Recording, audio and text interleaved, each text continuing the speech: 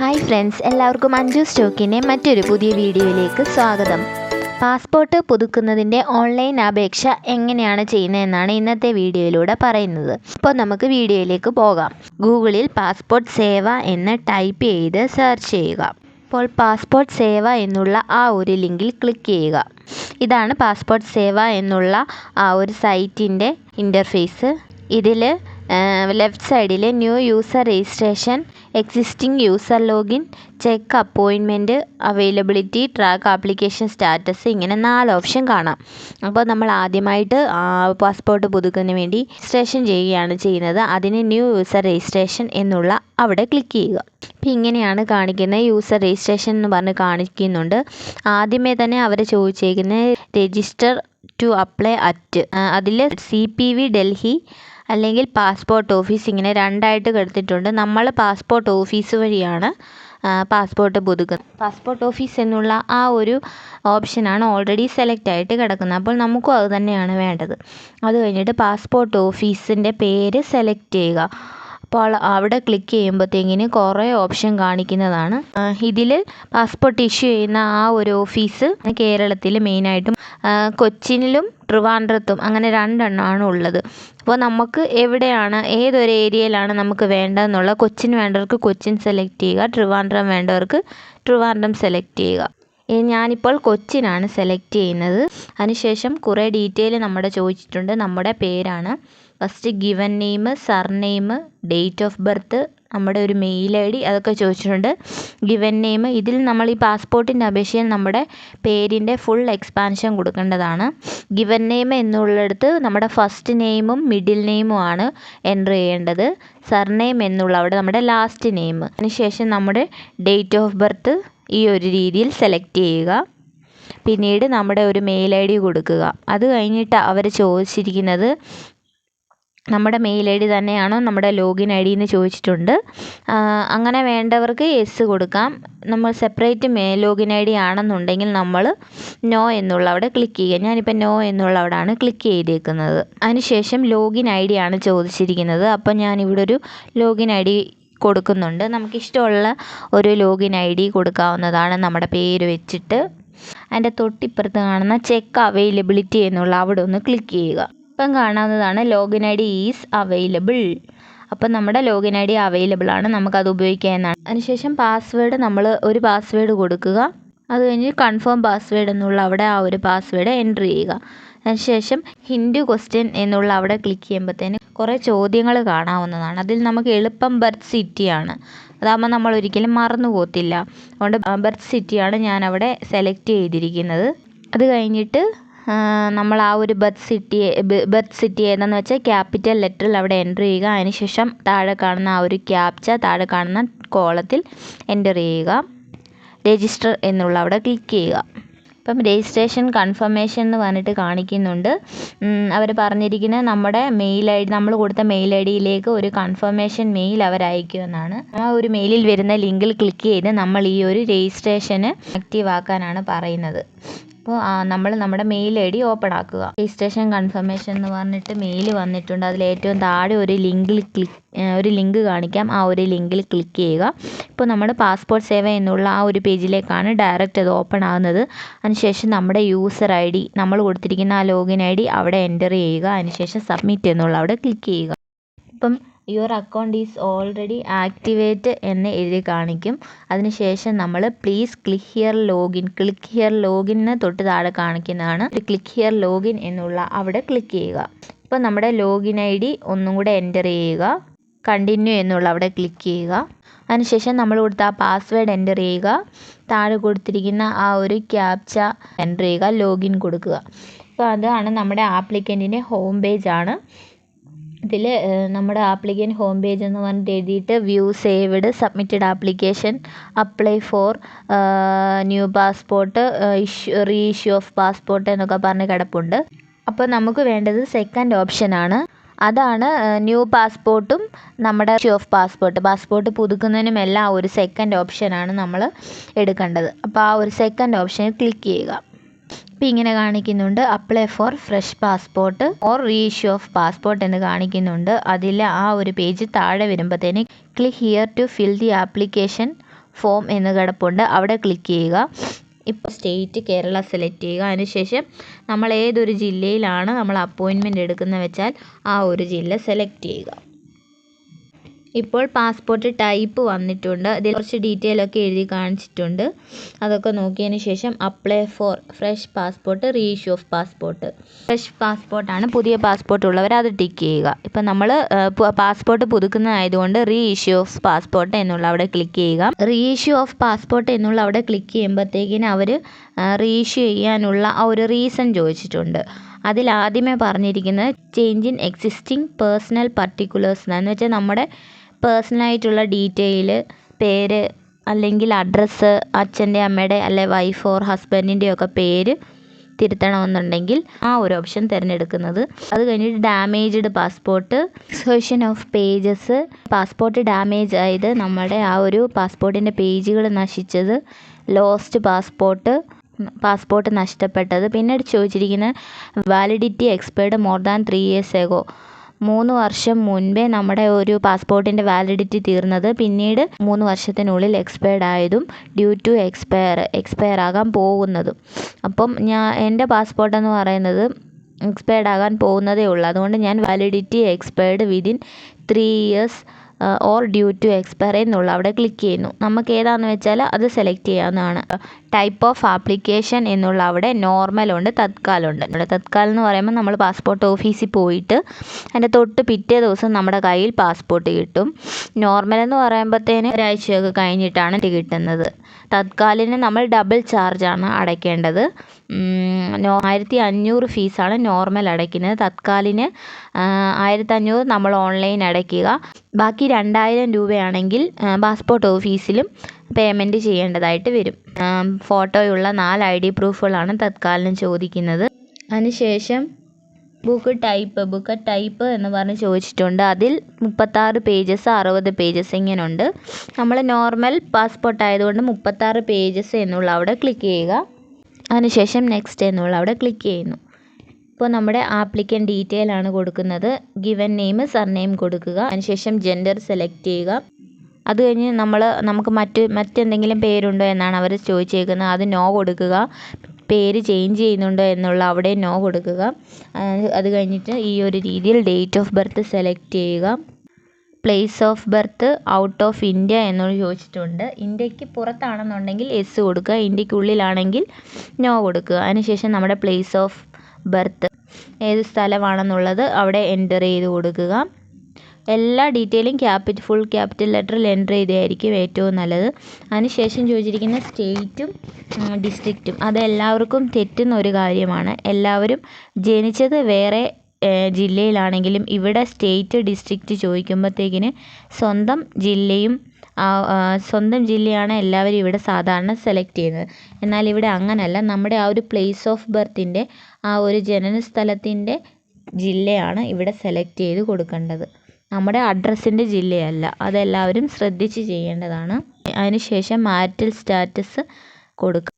പിന്നെ ചോദിച്ചേക്കുന്നത് citizenship of India by, ഇന്ത്യയിൽ ജനിച്ചവരാണെങ്കിൽ birth എന്നുള്ള അവിടെ ക്ലിക്ക് ചെയ്യുക. പിന്നെ പാൻ കാർഡും വോട്ടർ ID ഡീറ്റെയിൽ ചോദിച്ചിട്ടുണ്ട്. അതൊന്നും നമുക്ക് കൊടുക്കേണ്ട ആവശ്യമില്ല. പിന്നീട് എംപ്ലോയ്മെൻറ്റ് ടൈപ്പ് ചോദിച്ചിട്ടുണ്ട്. സ്റ്റുഡൻസ് ആണോ, അതേ പ്രൈവറ്റ് ജോലിയാണോ, അതേഴ്സ് ആണോ. ഈ ലിസ്റ്റിലുള്ളവർ അത് സെലക്ട് ചെയ്യുക, ഇല്ലാത്തവർ അതേഴ്സ് എന്നുള്ള അവിടെ ക്ലിക്ക് ചെയ്യുക. പിന്നെ ചോദിച്ചേക്കുന്നത് നമ്മുടെ പേരൻസോ അല്ലെങ്കിൽ സ്പൗസ് ഗവൺമെൻറ് സെർവൻ്റ് ആണോ എന്ന് ചോദിച്ചിട്ടുണ്ട്. അത് ഉള്ളവർ എസ് കൊടുക്കുക, അല്ലാത്തവർ നോ കൊടുക്കുക. പിന്നീട് ചോദിച്ചേക്കുന്നത് എഡ്യൂക്കേഷൻ ക്വാളിഫിക്കേഷനാണ്. ഇതിൽ നമ്മുടെ ഏതാണ് ക്വാളിഫിക്കേഷൻ എന്നുള്ളത് സെലക്ട് ചെയ്യുക. പിന്നെ ചോദിച്ചേക്കുന്നത് നമ്മൾ നോൺ ECR കാറ്റഗറി ആണോ എന്നുള്ളത്. SSLC പാസ്സായവരെല്ലാം തന്നെ എസ് എന്നുള്ളതാണ് സെലക്ട് ചെയ്യുന്നത്. നോൺ ECR കാറ്റഗറി ആണ്. ഇല്ലാത്തവരാണ് നോ എന്നുള്ളവിടെ സെലക്ട് ചെയ്യുന്നത്. അത് കഴിഞ്ഞിട്ടുള്ള ആധാർ നമ്പറും നമ്മുടെ വിസിബിൾ മാർക്ക് അതൊന്നും കൊടുക്കേണ്ട ആവശ്യമില്ല. അത് കഴിഞ്ഞിട്ട് ഐ എഗ്രി എന്നുള്ളവിടെ എസ് എന്ന കോളത്തിൽ ടിക്ക് ചെയ്യുക. സേവ് മൈ ഡീറ്റെയിൽസ് എന്നുള്ളവിടെ ക്ലിക്ക് ചെയ്യുക. Your application form has been saved successfully എന്ന് കാണിച്ചിട്ടുണ്ട്. അതിനുശേഷം നമ്മൾ നെക്സ്റ്റ് എന്നുള്ള അവിടെ ക്ലിക്ക് ചെയ്യുക. പിന്നീട് ചോദിച്ചേക്കുന്നത് നമ്മുടെ ഫാദറിൻ്റെ പേര്, മദറിൻ്റെ പേര്, അത് കഴിഞ്ഞ് ലീഗൽ ഗാർഡിയൻ്റെ പേര് ചോദിച്ചിട്ടുണ്ട്. അത് കൊടുക്കേണ്ട ആവശ്യമില്ല. പിന്നെ സ്പൗസിൻ്റെ നെയിം കൊടുക്കുക. ഫാദറിൻ്റെ പേര് ആദ്യം തന്നെ ഗിവൻ നെയിമാണ് ഫസ്റ്റ് കൊടുക്കുന്നത്. ഈ ഒരു രീതിയിൽ തന്നെ പേരിൻ്റെ ഫുൾ ഫോമാണ് കൊടുക്കേണ്ടത്. അത് കഴിഞ്ഞ് സർനെയിമും അതുപോലെ തന്നെ കൊടുക്കുക. അതുപോലെ തന്നെ മദറിൻ്റെ ഗിവൻ നെയിം ഫസ്റ്റ് കോളത്തിൽ, സെക്കൻഡ് കോളത്തിൽ സർനെയിം. അത് കഴിഞ്ഞ് ലീഗൽ ഗാർഡിയൻ്റെ ഡീറ്റെയിൽ ആണ്, അത് കൊടുക്കണ്ട. അതിനുശേഷം ഭാര്യയുടെ അല്ലെങ്കിൽ ഭർത്താവിൻ്റെ ആ ഒരു പേരാണ് ഗിവൻ നെയിം കൊടുക്കുക, സർനെയിം കൊടുക്കുക. അതിനുശേഷം സേവ് മൈ ഡീറ്റെയിൽ എന്നുള്ള അവിടെ ക്ലിക്ക് ചെയ്യുക. അത് സേവ് ആകുമ്പോൾ നെക്സ്റ്റ് എന്നുള്ള അവിടെ ക്ലിക്ക് ചെയ്യുക.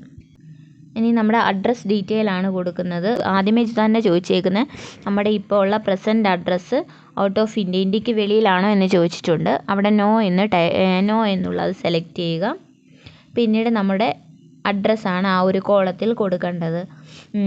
വീട്ടുപേര് കൊടുക്കുക, ആ ഒരു പോസ്റ്റ് ഓഫീസ് കൊടുക്കുക. അതിന് ശേഷം വരുന്ന ആ ഒരു ടൗണിൻ്റെ പേര് വില്ലേജ്, ടൗൺ, സിറ്റി എന്നുള്ള അവിടെ കൊടുത്താൽ മതിയാകും. അല്ലെങ്കിൽ നമ്മൾ ഫുൾ അഡ്രസ്സ് ടൗൺ ഉൾപ്പെടെ ഫുൾ അഡ്രസ്സ് ഇവിടെ കൊടുത്തിട്ട് വീണ്ടും സെയിം ആ ടൗണും ഡിസ്ട്രിക്റ്റും ഒക്കെ താഴെ കൊടുക്കുമ്പോഴത്തേന് അത് റിപ്പീറ്റ് ആയിട്ട് വരുന്നതായിരിക്കും. അതുകൊണ്ട് ആ കോളത്തിൽ നമ്മുടെ വീട്ടുപേരും നമ്മുടെ ആ ഒരു POയും മാത്രം കൊടുക്കുക. അതിനുശേഷം വില്ലേജ്, ടൗൺ, സിറ്റി എന്നുള്ള അവിടെ നമ്മുടെ ആ ഒരു ടൗണിൻ്റെ പേര് സെലക്ട് ചെയ്യുക. ടൗൺ അല്ലെങ്കിൽ താലൂക്കിൻ്റെ പേര് സെലക്ട് ചെയ്യുക. പിന്നീട് സ്റ്റേറ്റ് കൊടുക്കുക, ഡിസ്ട്രിക്റ്റ് കൊടുക്കുക, നമ്മുടെ പോലീസ് സ്റ്റേഷൻ കൊടുക്കുക, പിൻകോഡ് കൊടുക്കുക, മൊബൈൽ നമ്പർ കൊടുക്കുക. അതിനുശേഷം മെയിൽ ID ഇത്രയും കൊടുക്കുക. പെർമനൻറ്റ് അഡ്രസ്സ് അവൈലബിൾ എന്നുള്ള അവിടെ S കൊടുക്കുക. അതിനുശേഷം പെർമനൻറ്റ് അഡ്രസ്സും പ്രസൻറ്റ് അഡ്രസ്സും സെയിം ആണോ എന്ന് ചോദിച്ചിട്ടുണ്ട്. അതിവിടെ S എന്ന് തന്നെ കൊടുക്കുക. അതിനുശേഷം സേവ് മൈ ഡീറ്റെയിൽ എന്നുള്ള അവിടെ ക്ലിക്ക് ചെയ്യുക. അതിനുശേഷം ഒരു SMS-ൻ്റെ ഒരു നോട്ടിഫിക്കേഷൻ ഉണ്ട്, അത് ഓക്കെ എന്നുള്ള അവിടെ ക്ലിക്ക് ചെയ്യുക. വീണ്ടും വന്നിരിക്കുന്ന അവിടെ ഓക്കെ കൊടുക്കുക. അതിനുശേഷം നെക്സ്റ്റ് എന്നുള്ള അവിടെ ക്ലിക്ക് ചെയ്യുക. പിന്നീട് നമ്മുടെ ഒരു എമർജൻസി കോണ്ടാക്റ്റ് ആണ്, നമ്മുടെ അച്ഛൻ്റെ, അമ്മയുടെ അല്ലെങ്കിൽ സ്പൗസിൻ്റെ ആരെങ്കിലും പേര് കൊടുക്കുക, അവരുടെ മൊബൈൽ നമ്പർ കൊടുക്കുക. അതിനുശേഷം അത് രണ്ടും കൊടുത്താൽ മതി. അത് കഴിഞ്ഞിട്ട് സേവ് മൈ ഡീറ്റെയിൽസ് കൊടുക്കുക. നെക്സ്റ്റ് എന്നുള്ള അവിടെ ക്ലിക്ക് ചെയ്യുക. അടുത്ത ചോദിച്ചിരിക്കുന്ന പ്രീവിയസ് പാസ്പോർട്ട്, നമ്മുടെ എക്സ്പയർ ആയ ആ പാസ്പോർട്ടിൻ്റെ ഡീറ്റെയിൽ ആണ് ഇവിടെ ചോദിച്ചിരിക്കുന്നത്. അവിടെ ഫസ്റ്റ് കോളത്തിന് ഫസ്റ്റ് പേജിൽ കൊടുത്തിട്ടുണ്ട്. ആ ഒരു പാസ്പോർട്ട് നമ്പർ അവിടെ എൻ്റർ ചെയ്യുക. പിന്നീട് നമ്മുടെ date of issue, date of expire കൊടുക്കുക. പിന്നീട് പ്ലേസ് ഓഫ് ഇഷ്യൂ പഴയ പാസ്പോർട്ടിൽ തന്നെ ഉണ്ട്, നമ്മുടെ ആ പാസ്പോർട്ട് ഇഷ്യൂ ചെയ്ത ആ ഒരു സ്ഥലം അതവിടെ കൊടുക്കുക. പിന്നീട് ഫയൽ നമ്പർ, അത് നമ്മുടെ പാസ്പോർട്ടിൻ്റെ അഡ്രസ് പേജിൻ്റെ ഏറ്റവും താഴെ കൊടുത്തിട്ടുണ്ട് ഫയൽ നമ്പർ, അത് കറക്റ്റായിട്ട് അവിടെ എൻ്റർ ചെയ്ത് കൊടുക്കുക. പിന്നീട് ചോദിച്ചിരിക്കുന്നത് details of previous current diplomatic അല്ലെങ്കിൽ ഒഫീഷ്യൽ പാസ്പോർട്ട്, അത് നമ്മൾ ഡീറ്റെയിൽസ് നോട്ട് അവൈലബിൾ എന്നുള്ള അവിടെ ക്ലിക്ക് ചെയ്യുക. അടുത്തത് ചോദിച്ചേക്കുന്നത് നമ്മൾ പാസ്പോർട്ടിൻ്റെ പുതുക്കലിന് അപ്ലൈ ചെയ്തിട്ട് അത് ഇഷ്യൂ ചെയ്യാത്തതാണോ എന്ന് ചോദിച്ചിട്ടുണ്ട്, അത് നോ എന്ന് കൊടുക്കുക. അത് കഴിഞ്ഞിട്ട് സേവ് മൈ ഡീറ്റെയിൽ എന്നുള്ള അവിടെ ക്ലിക്ക് ചെയ്യുക, നെക്സ്റ്റ് അടിക്കുക. പിന്നെ അവിടെ അതർ ഡീറ്റെയിൽ ആണ് ചോദിച്ചിരിക്കുന്നത്. നമുക്ക് ഇത് ഇത്രയും ഈ 5 ഡീറ്റെയിൽ ചോദിച്ചേക്കുന്നത് നമ്മുടെ പേരിൽ കേസുകളോ മറ്റ് കാര്യങ്ങളോ അങ്ങനെയൊക്കെ എന്തെങ്കിലും ഉണ്ടോ എന്ന് അറിയുന്നതിന് വേണ്ടിയിട്ടാണ്. അത് നമ്മൾ എല്ലാത്തിലും നോ എന്നുള്ള ആ ഒരു ഓപ്ഷൻ സെലക്ട് ചെയ്യുക. സേവ് മൈ ഡീറ്റെയിൽസ് എന്നുള്ള അവിടെ ക്ലിക്ക് ചെയ്യുക, നെക്സ്റ്റ് കൊടുക്കുക. ഇപ്പോൾ നമ്മുടെ ലഭിക്കാൻ പോകുന്ന ആ ഒരു പാസ്പോർട്ടിൻ്റെ പ്രിവ്യൂ കാണിക്കുന്നതാണ്. ഇതിൽ നമ്മൾ ചെക്ക് ചെയ്യുക പേര്, ഡേറ്റ് ഓഫ് ബർത്ത്, നമ്മുടെ പ്ലേസ് ഓഫ് ബർത്ത്, അത് കഴിഞ്ഞിട്ട് താഴെ അച്ഛൻ്റെ അമ്മയുടെയും പേര്, സ്പൗസിൻ്റെ പേര്, നമ്മുടെ അഡ്രസ്സ്, അതിൻ്റെ സ്പെല്ലിങ്ങും ഡീറ്റെയിലും എല്ലാം കറക്റ്റായിട്ടാണോ എന്ന് വരുന്നതെന്ന് ചെക്ക് ചെയ്യുക. കറക്റ്റ് അല്ല എന്നുണ്ടെങ്കിൽ താഴെ ഉണ്ട് പ്രീവിയസ്, നെക്സ്റ്റ് എന്ന് കാണിച്ചിട്ടുണ്ട്. ആ പ്രീവിയസ് എന്നുള്ള അവിടെ ക്ലിക്ക് ചെയ്ത് ബാക്കിലോട്ട് പോയി നമുക്കത് കറക്റ്റ് ചെയ്യാവുന്നതാണ്. കറക്റ്റ് ആണെന്നുണ്ടെങ്കിൽ നെക്സ്റ്റ് എന്നുള്ള അവിടെ ക്ലിക്ക് ചെയ്യുക. അത് കഴിഞ്ഞിട്ട് സെൽഫ് ഡിക്ലറേഷൻ എന്ന് പറഞ്ഞിട്ട് കാണിക്കുന്നതാണ്. അതിൽ നമ്മൾ പ്രൂഫ് സെലക്ട് ചെയ്യേണ്ടതായിട്ടുണ്ട്. നമ്മൾ മെയിനായിട്ടും പ്രൂഫ് ഓഫ് ബർത്ത്, പിന്നീട് പ്രൂഫ് ഓഫ് അഡ്രസ്സാണ് ചോദിച്ചിരിക്കുന്നത്. നമ്മൾ നമ്മുടെ പ്രൂഫ് ഓഫ് ബർത്തിൻ്റെ അവിടെ SSLC നമുക്ക് സെലക്ട് ചെയ്യാവുന്നതാണ്. പ്രൂഫ് ഓഫ് അഡ്രസ്സിൻ്റെ അവിടെ ആധാറും സെലക്ട് ചെയ്യാവുന്നതാണ്. അത് കഴിഞ്ഞിട്ട് തൊട്ട് താഴെ ഒരു അഫിഡവിറ്റ് എന്ന് പറഞ്ഞിട്ട് ഒരു ഡിക്ലറേഷൻ കിടപ്പുണ്ട്. അത് നമ്മൾ ടിക്ക് ചെയ്യേണ്ട ആവശ്യമൊന്നുമില്ല. ലോസ്റ്റ് ഡാമേജ്ഡ് പാസ്പോർട്ടിനാണ് ആ ഒരു അഫിഡവിറ്റൊക്കെ ആവശ്യമായിട്ട് വരുന്നത്. അതുകൊണ്ട് അത് ടിക്ക് ചെയ്യേണ്ട.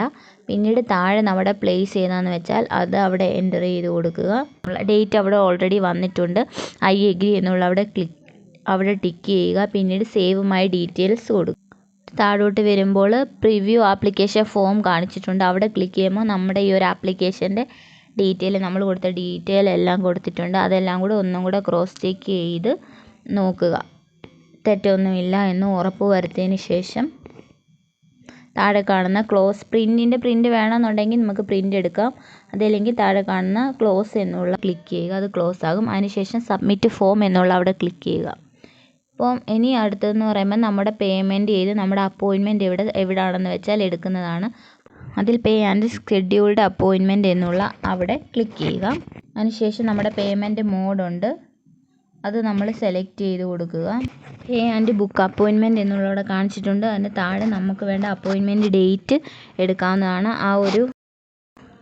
അവിടെ ക്ലിക്ക് ചെയ്യുമ്പോൾ നമുക്ക് അവൈലബിൾ ആയിട്ടുള്ള ഡേറ്റ് കാണിക്കുന്നുണ്ട്. ഈ ഗ്രീൻ കളറിൽ വന്നിരിക്കുന്നതൊക്കെയും അവൈലബിൾ ആയിട്ടുള്ള ഡേറ്റ് ആണ്.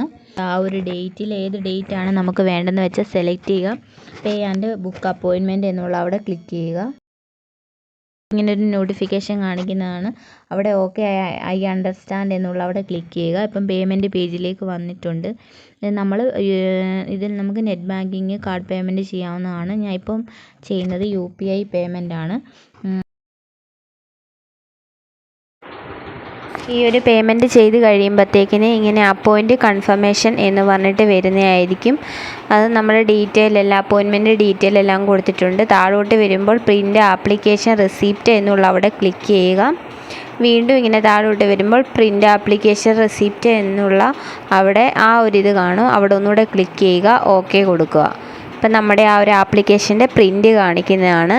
അതിനുശേഷം ഈ ഒരു റെസിപ്റ്റ്, നമ്മുടെ ആ ഒരു എക്സ്പയർ ആയ പാസ്പോർട്ട്, പിന്നീട് SSLC ഒറിജിനൽ, ആധാർ, ഇത്രയും പ്രൂഫുമായിട്ട് നമ്മൾ ഈ ഒരു റെസിപ്റ്റ് കാണിച്ചിട്ടുണ്ട്. ടൈമും ഡേറ്റും ഏത് സമയമാണ് നമുക്ക് തന്നിരിക്കുന്ന ആ ഒരു ടൈമിൽ നമ്മൾ അവിടെ ഇത്രയും രേഖകളുമായിട്ട് പാസ്പോർട്ട് ഓഫീസിൽ ഹാജരാകേണ്ടതാണ്. അവിടെ പോയി അവരുടെ വെരിഫിക്കേഷൻ ഡീറ്റെയിൽ എല്ലാം കഴിഞ്ഞതിന് ശേഷം നമ്മുടെ അടുത്തുള്ള പോലീസ് സ്റ്റേഷനിൽ നിന്നും പോലീസ് നമ്മളുമായിട്ട് കോണ്ടാക്റ്റ് ചെയ്യുകയും നമ്മുടെ ഡീറ്റെയിൽ തിരക്കുകയും അതിനുശേഷം ഒരാഴ്ചയ്ക്കുള്ളിൽ തന്നെ നമ്മുടെ അഡ്രസ്സിൽ പോസ്റ്റ് വഴി വീട്ടിലെത്തുകയും ചെയ്യുന്നു. അപ്പോൾ ഇങ്ങനെ ഈ ഒരു രീതിയിൽ പാസ്പോർട്ടിൻ്റെ ഓൺലൈൻ ആപ്ലിക്കേഷൻ നമുക്ക് തന്നെ വീട്ടിലിരുന്നു കൊണ്ട് ചെയ്യാവുന്നതാണ്. അപ്പോൾ എന്തെങ്കിലും ഡൗട്ട് ഉണ്ടെങ്കിൽ എല്ലാവരും കമൻറ്റ് ചെയ്യുക. അതുപോലെ തന്നെ എൻ്റെ ഈ വീഡിയോ ഇഷ്ടമായി എങ്കിൽ എല്ലാവരും ലൈക്ക് ചെയ്യുക, സപ്പോർട്ട് ചെയ്യുക. ഇതുവരെ സബ്സ്ക്രൈബ് ചെയ്യാത്തവർ എൻ്റെ ഈ ഒരു ചാനൽ സബ്സ്ക്രൈബ് ചെയ്യുക. അപ്പോൾ എല്ലാവർക്കും താങ്ക് യു.